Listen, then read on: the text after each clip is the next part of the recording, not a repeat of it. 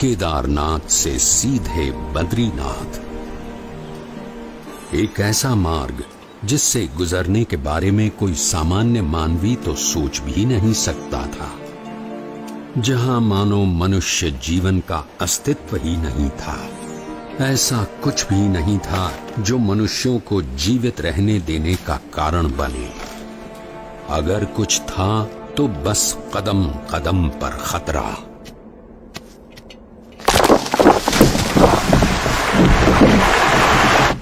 शून्य के नीचे का तापमान जो पानी को पीने के लायक भी नहीं छोड़ता था।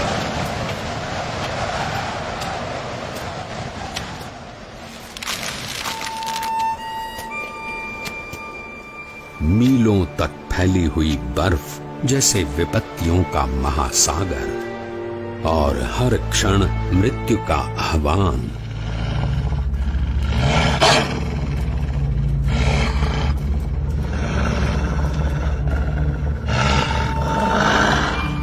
पर केवल 11 वर्ष का एक बालक कृत निश्चयी था अपने ध्येय तक पहुंचने के लिए।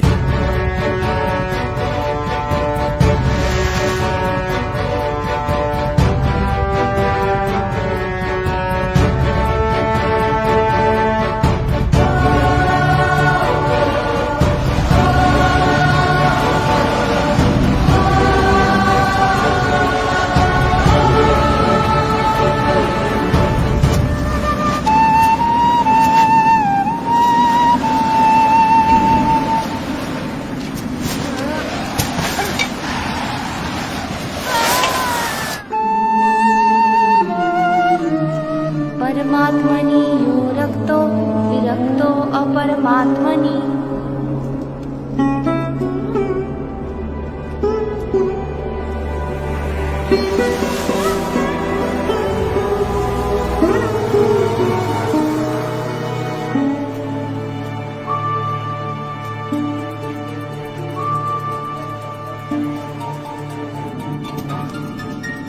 परमात्मनि यो रक्तो विरक्तो अपरमात्मनि।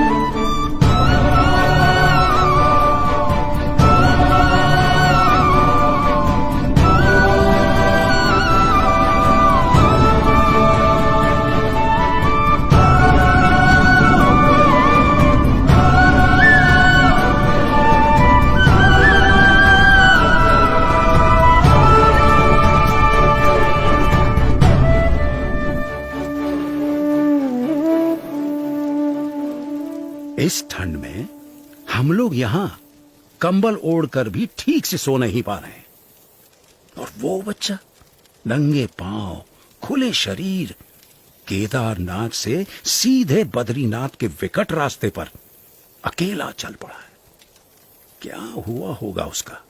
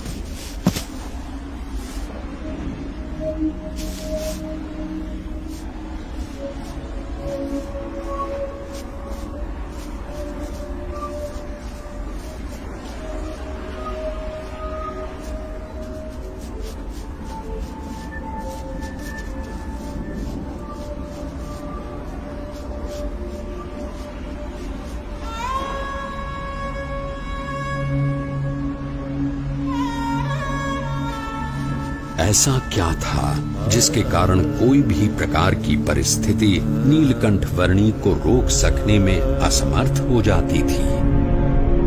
कभी हिम प्रपात तो कभी भयानक बारिश, अनजान और निर्जन रास्तों में जंगली जानवरों से आकस्मिक भेंट, अनजान रास्तों को समझकर पहाड़ियों और खाइयों के बीच में से भी रास्ता कर लेने की चुनौती, और आराम करने के लिए धरती का बिछौना और आकाश की चद्दर। नीलकंठ वर्णी की दृष्टि में ऐसा कुछ भी नहीं था जो इस मनुष्य शरीर से नहीं हो सकता था। देह भाव से पर और मनोभाव से पर नीलकंठ वर्णी की आध्यात्मिक स्थिति ही ऐसी थी जो किसी भी परिस्थिति से ऊपर उठकर उनकी कल्याण यात्रा को आगे बढ़ाए रखती थी।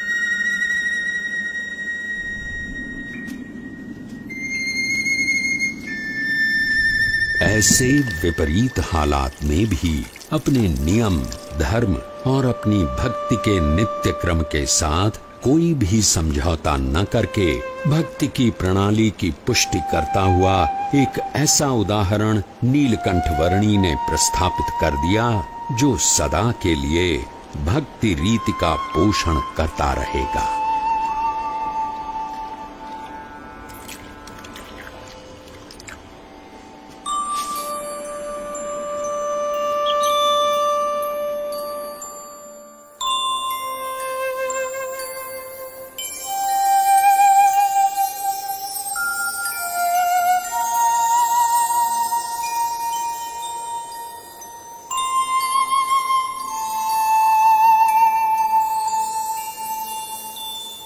आज के समय में भी कई लोग साथ मिलकर बहुत सारी सुविधाओं के साथ जिसे पार करने के लिए हिचकिचाते हैं, वैसा केदारनाथ से सीधे बद्रीनाथ जाने का लगभग 75 किलोमीटर का मार्ग नीलकंठ वर्णी ने नंगे पांव, खुले शरीर, अकेले केवल 9 दिनों में पार कर लिया।